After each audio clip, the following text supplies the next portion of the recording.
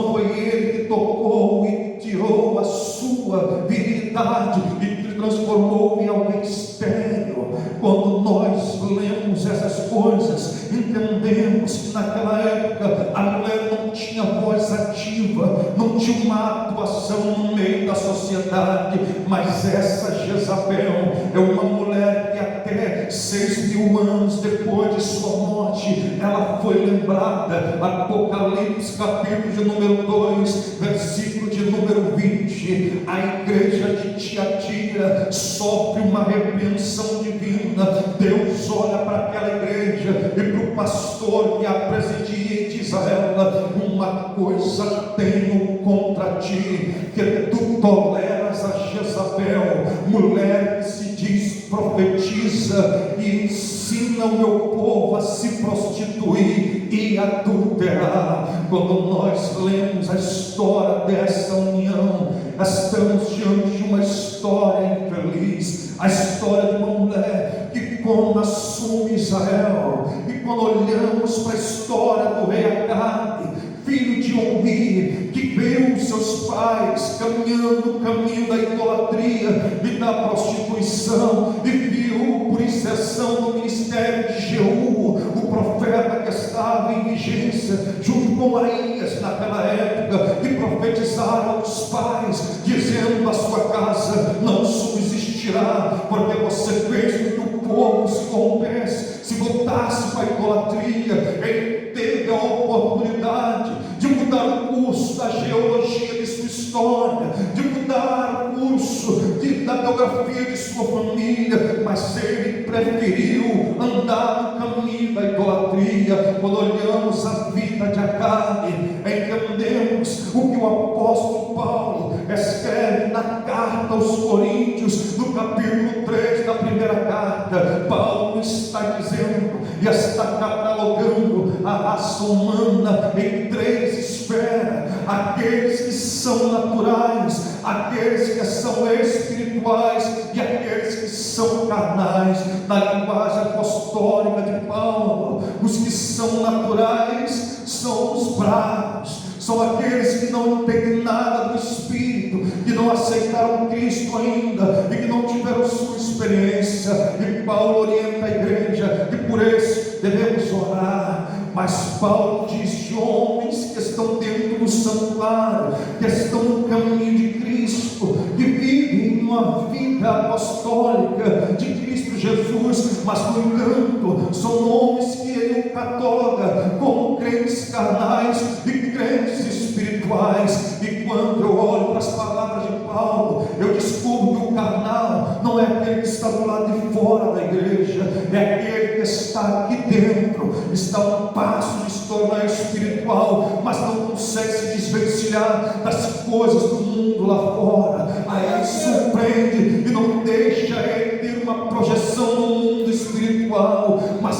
nesta manhã de sábado, o crente que entrou carnal aqui nesta manhã vai ser pulverizado pelo poder da ação do Espírito de Deus, porque nesta manhã eu quero profetizar que todos, sem exceção, seremos todos tomados por uma presença tão plena e tão poderosa que sairemos desse lugar de forma espiritual. Você vai começar a enxergar coisas que no seu natural você não enxergava, vai começar a ver coisas que no seu natural você não via, e a presença do Espírito vai te dar experiências sobre-humanas. Acredita nisso? Então levante uma de suas mãos para adorar.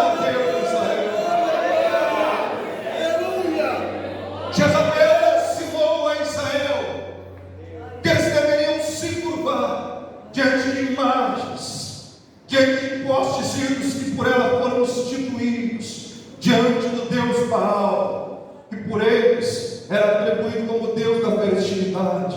E como Israel vivia daquilo que plantava, eles acreditavam no trigo que por ela foi ensinado, e começaram a se dobrar, começaram a se curvar. E o pior, na gestação daquela época, havia profetas que Deus houvera levantar, e começaram a se dobrar. Você vai ver no capítulo 17 e 18, Jezabel tinha uma mesa oval que cabia quase 800 pessoas sentadas, uma mesa em que as pessoas brigavam para comer aquela mesa, porque era uma mesa que destacava quem se sentava.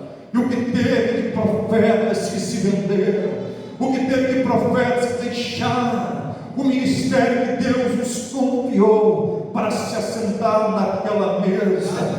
Quando nós olhamos isso, nós vemos porque é que estamos vivenciando uma geração falida, sem sinais, sem maravilhas, onde as pessoas vêm ao culto filosofar, dizendo to be or not to be, vem dizendo palavras de cunho espetacular, vem filosofando suas linhas de raciocínio, vem cantarolando, mas não tem mais nada do Espírito de Deus. Quando nós lemos essas coisas, nós entendemos que há uma necessidade. Talvez por isso, de ontem à noite, a viração da madrugada, Deus nos deu essa palavra, e é sobre isso que vou pregar nesta manhã. Assassinos de profetas. O que tem de profetas que no meio desse celeiro brasileiro já foram assassinados, foram mortos, mas eu creio que aqui na porta das ovelhas, onde Deus tem separado um povo cheio, idôneo e cheio de boas obras, Deus preservou homens e mulheres, porque vai levantar um batalhão para esta hora final. Se você faz parte dessa geração, pelo amor de Deus, abre essa tua boca e glorifica.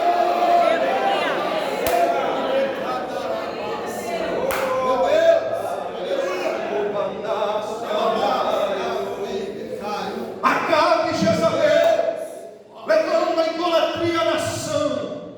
E se existe uma coisa que Deus exige de mim e você, é unicamente isso.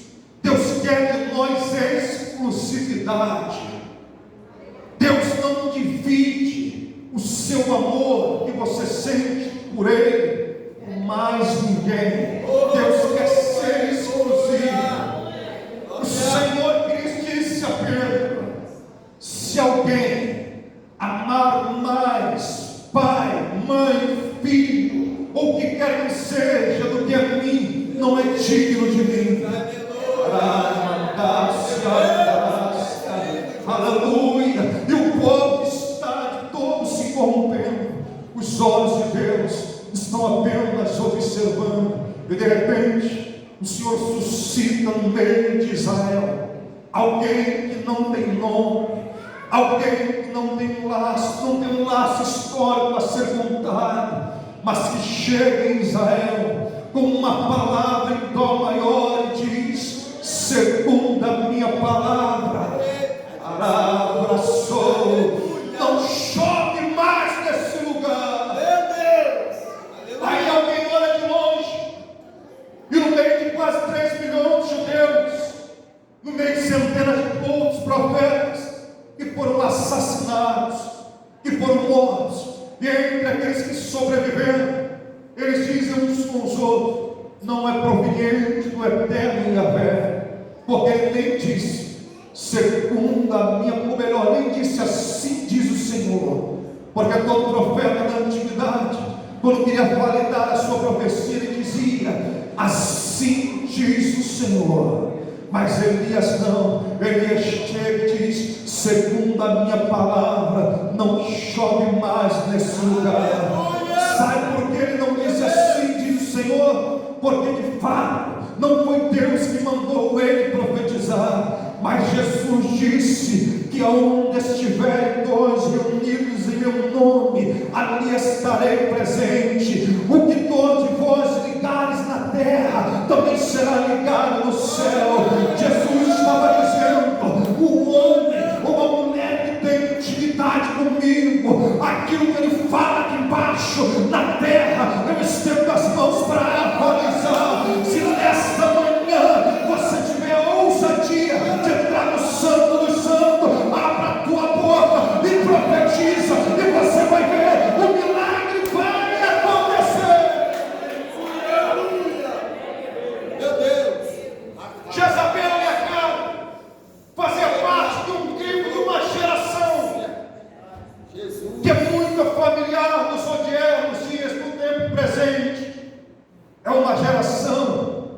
quer ouvir coisas boas, coisas que massageiam o seu ego, coisas que satisfazem as suas necessidades, mas ninguém mais quer ouvir uma palavra de verdade. As pessoas querem viver um céu na terra. Se o seu céu é na terra, para quem estamos preparando para morar no céu? Ontem mesmo fui à Assembleia de Deus de Jacarepaguá. Fui pregar numa igreja onde congreguei com um pastor, que ele era ministro do Ministério de Madureira, congregou no ministério por quase 40 anos. Ele ligou agora para um outro ministério. E semana passada ele me convidou para estar pregando ontem.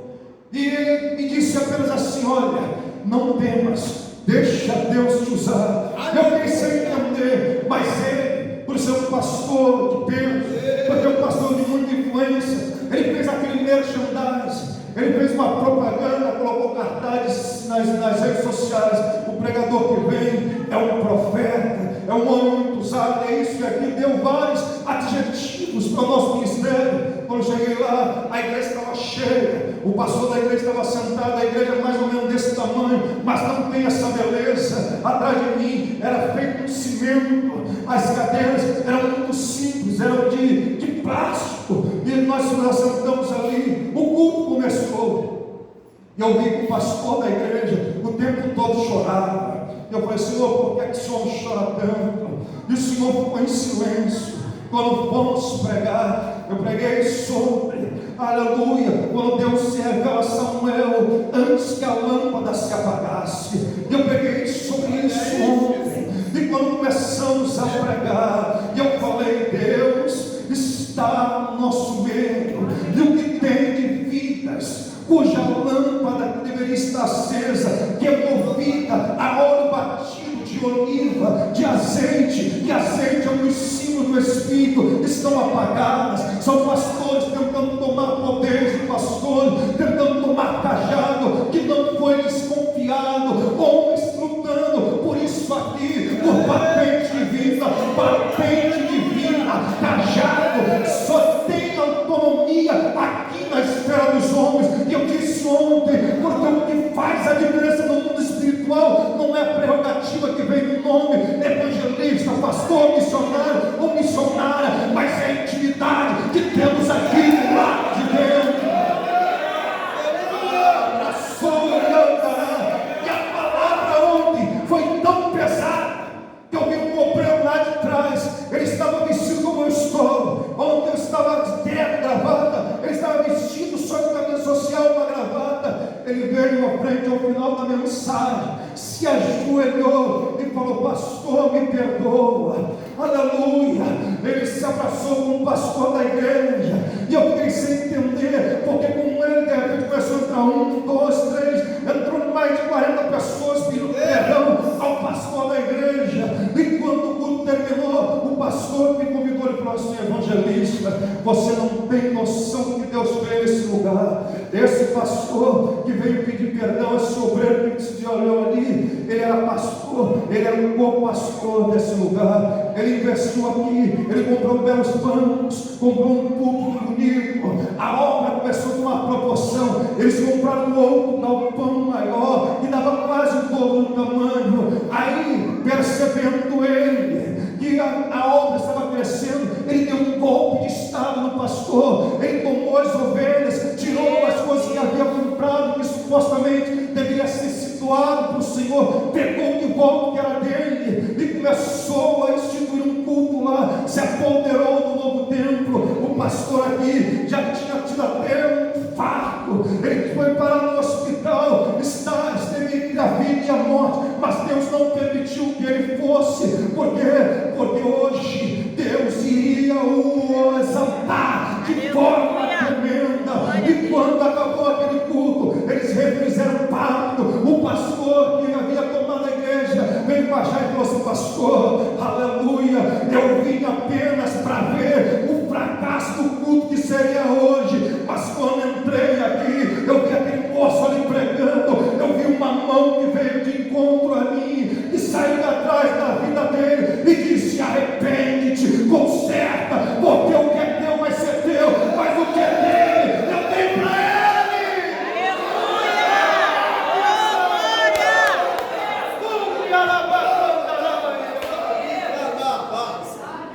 Aleluia. A minha geração só quer ouvir a mensagem de autoajuda.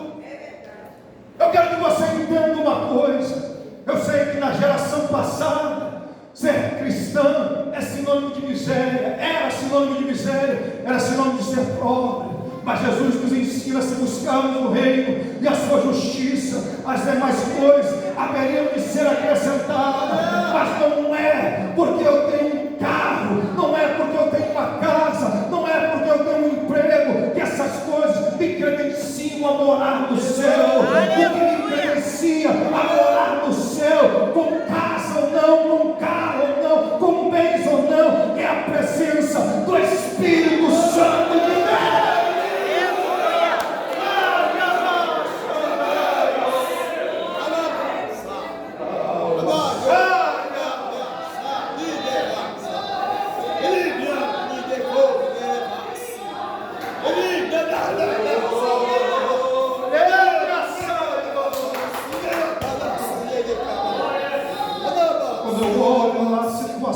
Da igreja, dá uma tristeza dentro da minha alma, porque essa ali é minha filha, tem 14 anos, e eu peço a Deus que os olhos dela vejam aquilo que meus olhos viram. Os meus olhos viram paralíticos andar, cegos enxergar, os meus olhos viram dentro de cultos como esse, em igrejas mais simples, e em igrejas até mais bem luxuosas, entramos em culto, doentes que saímos curados, entramos com vontade de desviar e saímos com uma unção de um verdadeiro campeão.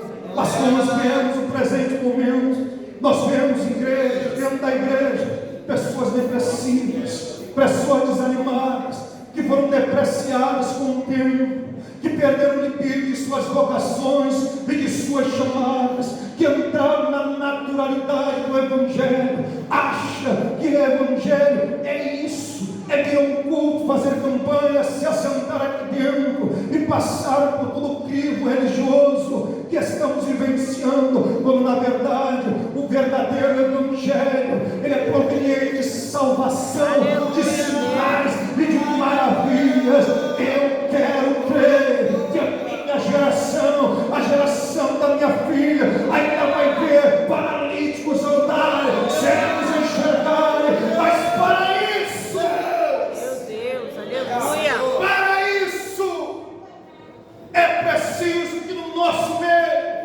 hajam homens e mulheres que tenham coragem, que parem de ser covardes, aleluia, deixe de ser frouxo, abre a sua boca, Jesus, e parem de temer mais o homem do que a Deus.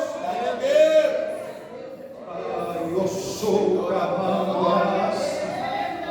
Ao homem ele tem meu respeito, mas a Deus ele tem o meu coração. E eu, por onde passo, sempre digo a mesma filosofia.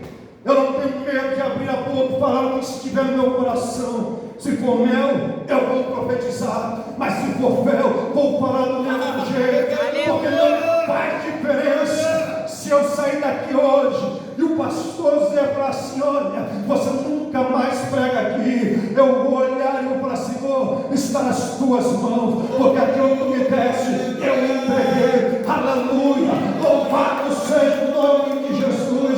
Essa Jezabel só queria ouvir aquilo que os seus ouvidos e o seu coração desejavam.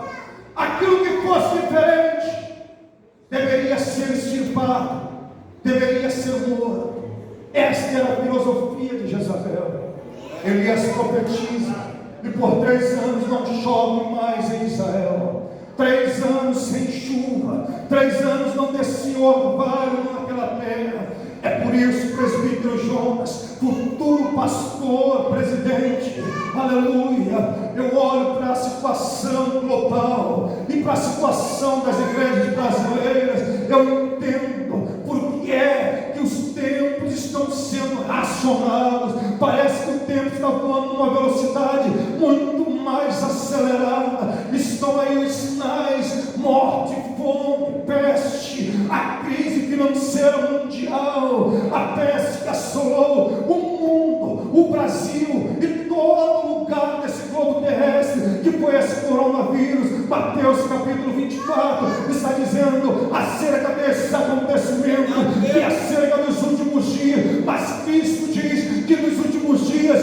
esses sinais não seriam o fim, porque o fim só viria quando o Evangelho fosse pregado em todas as nações, reinos, povos e tribos. Mas aí o apóstolo Paulo, escrevendo aos Romanos capítulo 10 versículo 12, aí ele diz: mas como pregarão se ninguém se dispõe a ir? Porque está faltando coragem nos nossos dias, está faltando homem ao pé da letra, está faltando mulher ao pé da letra, que acredita no ministério que Deus te deu, naquilo que Deus te confiou. Nesta manhã eu profetizo que Deus vai levantar aqui na porta das ovelhas uma geração cheia que vai pregar a verdade, vai abrir a boca e profetizar. Quem crê nisso, ergue a mão para a água.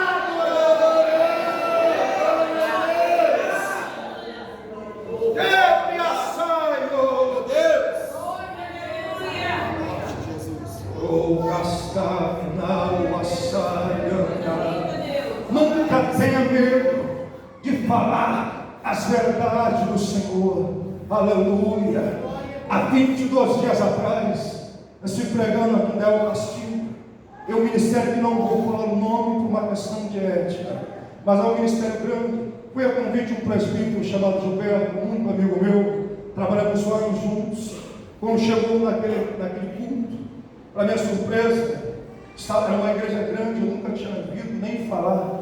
Eu fiquei olhando, e na porta eu fiquei namorando a igreja. Eu falei: Senhor, que igreja linda. E todo pregador gosta de pregar para uma multidão. Dá um frio na barriga, mas depois que o carro pega e esquenta o motor, a gente vai embora. E ficamos apenas observando. Entrei dentro da igreja, me assentei num campo, e eu fiquei falando: Senhor, que igreja bonita.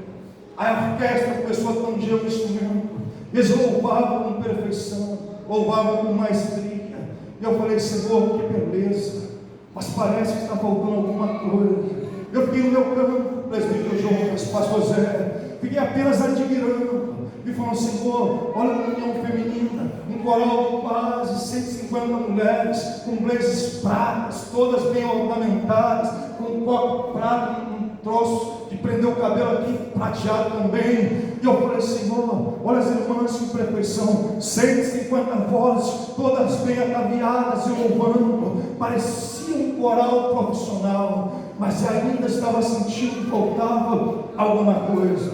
Quando chegou a hora de pregar, o pastor da igreja, que é debatedor de uma das rádios, que não vou nem proferir, também por uma questão de ética, ele me chamou no canto, me abraçou assim e falou assim: olha, hoje você está substituindo aqui o pastor tal, porque o pastor tal, ele teve que viajar para os Estados Unidos da América, atender uma agenda que ele havia se esquecido.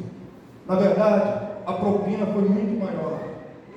E ele disse assim: então, eu quero que você pregue aqui uma mensagem que vai dar certo. Eu falei assim: mas como assim, pastor? E ele disse para mim assim: eu quero que você pregue uma mensagem positiva, uma mensagem que até os bancos da igreja vão adorar e glorificar o nome do Senhor. E eu falei: pastor, como assim? Ainda não entendi. Ele falou assim: olha, nós estamos em uma festividade, terça de Daniel, capítulo 3. Eu quero que você pregue sobre isso e extraia um sermão daí, que as pessoas vão adorar e vão sair felizes. Eu abaixei a cabeça. Eu tinha um texto já no coração para pregar, mas eu, com medo dele, e por ver o tamanho daquela igreja, eu falei: está bem, Senhor, vou pregar. Aí, abri a Bíblia no texto que ele mandou, li Daniel capítulo 3, e como todo bom estudante, desde a época dos meus primeiros passos, quando me converti, no ano de 2000, entreguei a minha vida para Cristo, eu aprendi com homens que vi pregando, com o presbítero Jonas, pregava sempre nos nossos trabalhos lá em Monte das Oliveiras, e outros tantos mais. E nós temos que ser obreiros preparados, Aleluia. aprovados, que manuseia bem a palavra da verdade, E eu passei a estudar, e eu falei, Senhor, eu conheço todo o conteúdo do capítulo do livro de Daniel. Vou falar sobre isso. E comecei a falar. Presbítero Jonas. Só que enquanto eu estava falando, estava balbuciando palavras, as pessoas glorificavam, mas eu também não sentia nada. E eu falei, Senhor, está acontecendo alguma coisa. Estou sentindo uma frieza, um vazio aqui dentro. Tem alguma coisa errada comigo. E o Senhor falou no meu coração, filho, estou triste com você. E eu falei, mas por que, Senhor? O que fiz de errado? Eu jejuei, eu orei, me preparei. Ele falou, é justamente por isso. Tu estás pregando mais ao homem do que a mim. O que eu coloquei no teu coração foi isso. E eu falei, não, Senhor. E por que tu está pregando aquilo que eu não coloquei no teu coração? Porque Ele mandou. Ele falou assim, olha, retrata-se e prega o que eu te mandei. E eu falei, Senhor. Aí eu falei assim, olha, meus amados, Deus falou agora com o meu coração. Eu abri a Bíblia no capítulo 3 do livro de Apocalipse, que o texto vai dizer à igreja que se chamava Sardes, que diz assim, olha, eu conheço a tua obra, conheço o teu labor, que tens o nome de quem está vivo, porém estás morto. E eu falei, Senhor, e eu comecei a pregar. Com 7 minutos a 10, o pastor escreveu uma folhinha quadrada branca, escreveu assim, colocou assim, ó, bem grande, em negrito para me ver. Você nunca mais prega nessa igreja e nem nas proximidades. E estava escrito, porque você foi desleal e desobediente ao pastor.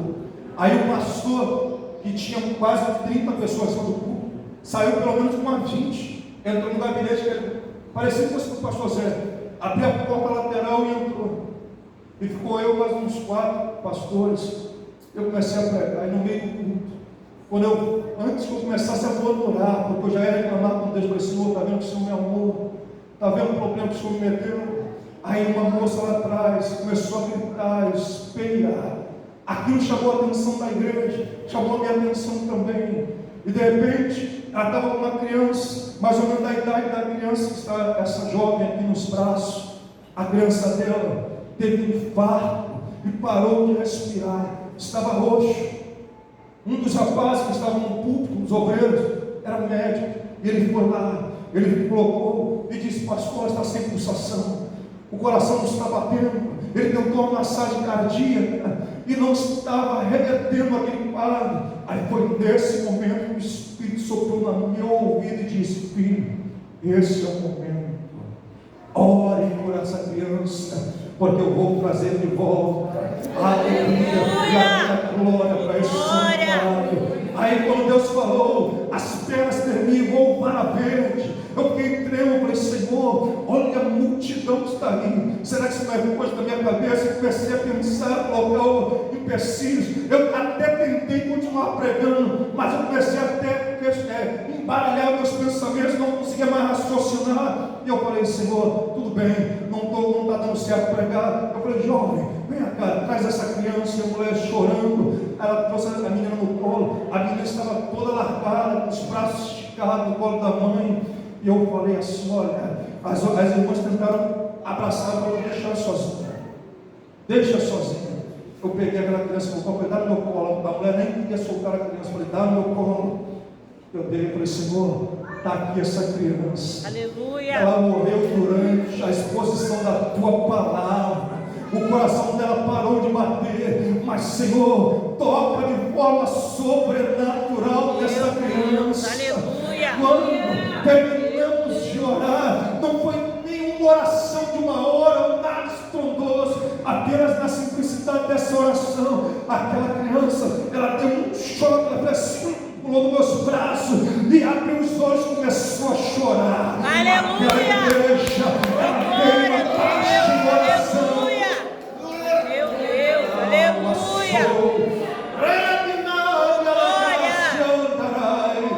O pastor da igreja, ele retornou, dobrou o joelho e começou a orar. Quando terminou o culto naquela noite, foram 45 pessoas que entregaram a vida para Cristo, mais de 70 batizados com o Espírito Santo. Aleluia. Eu fui naquela igreja, o pastor falou assim, olha filho, eu queria marcar contigo uma campanha aqui de 7 dias aqui na minha igreja, com você pregando, com sinais maravilhosos. Eu falei, pastor, não funciona assim. Eu quero que só o senhor entenda uma coisa. Quando eu cheguei aqui, o tratamento foi aí depois que o senhor viu que o Deus de Israel fez, o tratamento agora está sendo outro. A coisa não funciona assim. Isso que o senhor viu através da minha vida, qualquer um no meio dessa igreja é capaz de realizar. Basta acreditar, basta abrir o coração.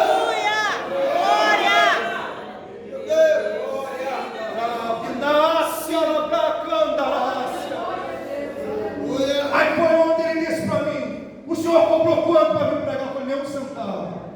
E ele falou assim: olha, filho, eu sou pastor há quase 30 anos, e com o ministério, uma unção dessa, você está deixando de ganhar dinheiro.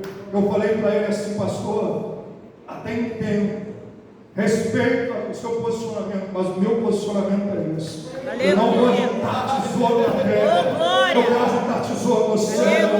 Aleluia. Eu disse para ele: pastor, só Deus sabe os vales que eu tenho passado, tenho vivido. Eu posso passar fome, posso passar necessidade, mas eu nunca vou extorquir da noiva de Cristo. Sabe por quê?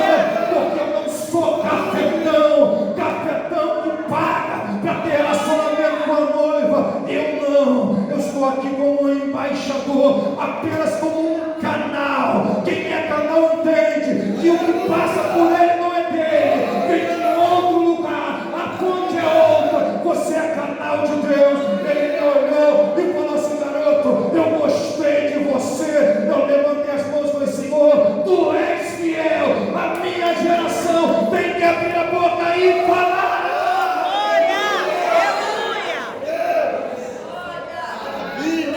Aleluia, Jesus. A pregação de Elias era tão dura que Jezabel, após ver Elias debochar e matar os profetas Baal e Azera, que comiam na sua mesa, e ver 2.720.000 homens gritando em São do Carmelo: só o Senhor é Deus. Aleluia. Só o Senhor é Deus. A ira subiu ao coração, e ela manda mensageiros a Jeremias: amanhã a esta hora eu vou ter a sua vida nas minhas mãos, como a dos meus profetas.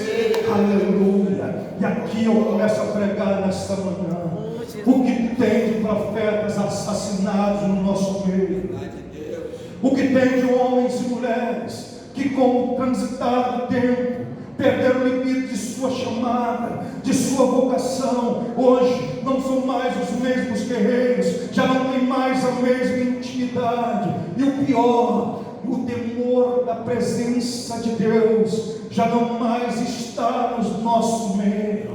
Porque quando há temor, há respeito, há pudor, as pessoas não entram num culto como esse para ficar batendo papo com quem está à esquerda, com quem está à direita. Porque me permita, senhores, eu sou profeta, não tenho papo na língua. Quando nós entramos na presença de um excelente juiz humano que vai julgar uma causa, queira os senhores conversar ou em bater papo, se o juiz não manda lhes prender, joga na cara o xilindró. Agora, quando estamos na presença do sumo juiz, queremos conversar, bater papo, aí depois questionamos por que não acontece. Está na hora da minha geração rever esses conceitos.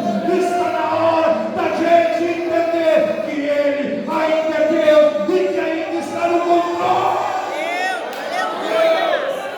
Aleluia. Deus saudade Elias sai desesperado, vai para o caminho do deserto, caminha por cerca de um dia, e cansado, como muitos profetas hoje estão cansados, desanimados, porque foram perseguidos, pregaram demais, profetizaram demais. E quem prega, quem dirige, quem canta sabe, chega uma hora que a gente se sente tão estufado, tão seco, tão vazio, que a gente tem a necessidade de sentar num canto e querer encher novamente a nossa vasilha, querer encher novamente a nossa botija. Elias está cansado, ele encontra um arvoredo, um zimbro, e ele se deita próximo daquele zimbro, e ele olha para cima e diz: Senhor, tira a minha vida, porque só eu fiquei como profeta, não sou melhor do que meus irmãos, e nem os que estão da minha casa. E um anjo do Senhor, quando ele dorme, a Bíblia vai dizer que aparece a ele, e toca sobre eles: desperta, Elias, acorda. Aí Elias olha, e o anjo diz a ele: tem um pouco de pão aqui, e água fresca para tu se alimentar. Oh, glória! Aleluia! Elias, cansado, enfadado, volta a dormir novamente. Você encontra isso no capítulo 18. Aí o anjo novamente toca sobre ele e diz: Elias, acorda, está na hora de despertar. Come desse pão, bebe dessa água. Aleluia!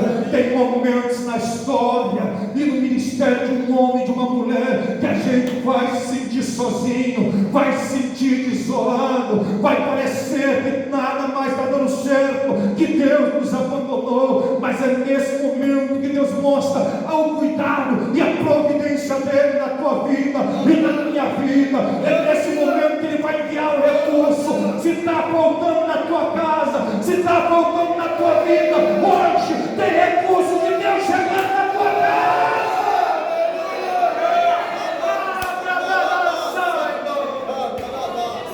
Meu Deus, Meu Deus! Oh, aleluia! Elias se levanta e caminha mais 40 dias e 40 noites e vai parar dentro de uma caverna lá no Monte Horebe. E lá dentro a Bíblia vai dizer: Elias, o que tu fazes aqui? Aí Elias prontamente ouviu, e o texto vai dizer que ele saiu do lado de fora e viu um forte vento, mas Deus não estava no vento. Viu um fogo iminente, incessante, mas também Deus não estava no fogo.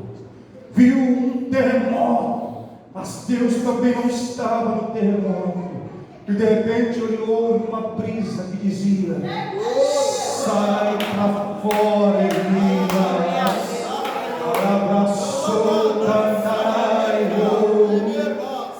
E quando eu leio esse texto, eu entendo que o Senhor estava falando em cima do seu espírito. Terremoto, Atos 16, Paulo e Silas estão orando, estão aprisionados, e um grande terremoto os tirou eles do cárcere. Aleluia! O vento, João capítulo 3, versículo 11: o vento assopra onde quer, ouve-se a sua voz, mas não sabes de onde vem e nem para onde vai. Assim é todo aquele que é nascido do Espírito. Aleluia, aleluia. Mateus capítulo 4, versículo 5, a Bíblia vai dizer que Jesus foi conduzido às margens do Rio Jordão e por João Batista foi batizado. Jesus está falando dos símbolos, mas não é sempre, não é porque não tem fogo, não é porque não tem terremoto, não é porque não tem uma algiva nuclear no nosso meio que Deus não está trabalhando. Às vezes Deus trabalha na brisa suave. É por isso que você nessa noite não pode se calar nessa manhã. Abre a tua boca para